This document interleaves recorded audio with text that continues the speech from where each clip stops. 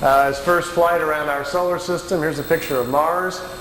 By the way, this is not a professional tape. As you can see, these pictures are in a picture album, and I've just got my camcorder out, and Wendell and I are flipping through the pictures. So this is not a produced tape for you to look at. So it'll probably never be on the market, but at least you get a chance to see some of these pictures.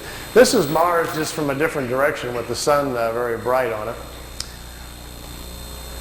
Now, here is Mars, but here's one of these satellites. It's in orbit around Mars, made on Earth, unannounced, and is in orbit. This is the spring of 1976, and this device is in orbit around Mars. I don't know exactly who made it or who put it up there. Here's another one. This is Mars again, and here's the light panels, solar panels, and the satellite equipment in orbit around Mars again. This is a different one. This is a dust storm on Mars. Billy wanted to get close and try to take pictures of artifacts. You've all heard about some of the Sidona on Mars, about the face on Mars that Richard Hoagland and other people have been looking into. Billy published a paper back in the 70s talking about that. There was a race of people lived on Mars. They had a terrible catastrophe about 186,000 years back. At the time, there was about 40 million people killed on Mars, and they're all gone now, of course. So there were societies there, and we will find quite a few remains of their civilization once we get up there.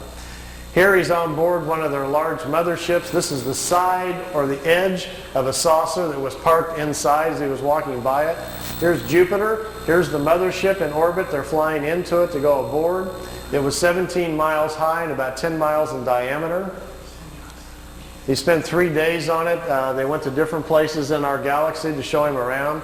This was the craft that was right in front of him as they were flying into it. He took a picture of that one.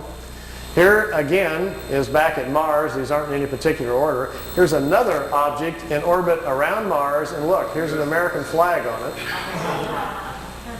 it. So there's a couple of things that they put up there that the military's put up that we don't know about. This is a picture of Billy in a suit. He's on a prehistoric planet to see the dinosaurs. He's got a breathing apparatus on. This is a Pleiadian man, and they've stepped outside of the ship so he can see the animal life on this prehistoric world. Got his picture taken too. It's pretty good. This jumps back here to, remember the Apollo-Soyuz hookup, us and the Russians back in '76? Billy asked him if he could go up and watch it. They said okay. They took him up. There's several pictures here of the Apollo-Soyuz hooking up with Earth in the background. Some of the wildest pictures he's got. I mean, just look at the vantage point. The planet's in the background. How else would you get this picture unless you were up there at that particular vantage point? Not a lot of people have that in their photo albums, you know. You can imagine the people at NASA would crack up, you know, they'd probably find it a little hard to believe at first, but they don't have pictures like this. Here it is when it's just hooked up. There's Earth in the background, and here's the two capsules coming together. This is the top of the mothership. There's windows, but there was nobody in the windows as they came into it. We really missed out here. Billy shot, he said, 3 or 4 rolls of film inside the mothership, talking to people and going up and down the halls and so forth. He lost all of the pictures. They were all stolen from him. We've only got 2 or 3 of them left, and they're really practically nothing. This is a prehistoric Earth. They're back in time. That's Earth in the background. That's a moon in front of Earth, and he's looking over the surface of another moon. At that point, they told him there were 2 moons in orbit around planet Earth. We think we're about 60 million years back. Here's another picture over the surface. Neither one of those moons is currently the moon that's in orbit now. The moon that's in our orbit now, they say, has only been there around 5 million years. Look at this one. This is another piece of equipment in orbit around Mars, and it's huge. It's like a space station, and it's in orbit around the planet. It's also from Earth. We haven't heard anything about that, have we? Here's the dinosaur pictures.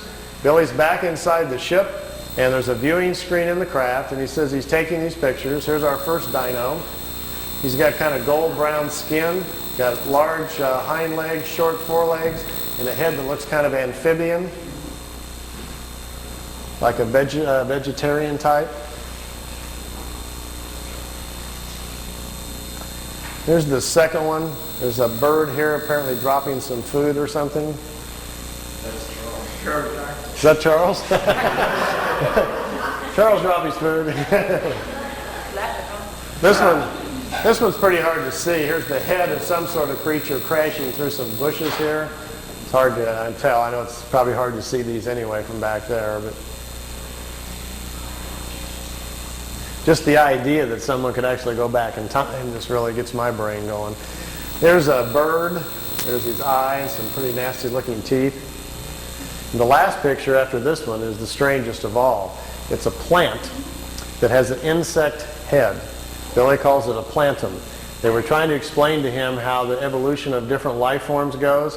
How, for instance, here's a plant life when the plants are the food kingdom of the world. When the plants evolve to a certain level of evolution, then these lower order forms, here's a small head, and this head is part of that plant.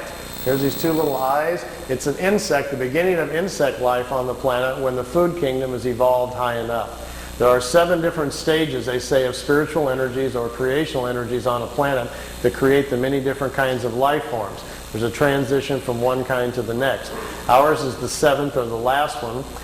We have to wait until the animal kingdom has raised the evolution of the body material high enough so our cycles can start.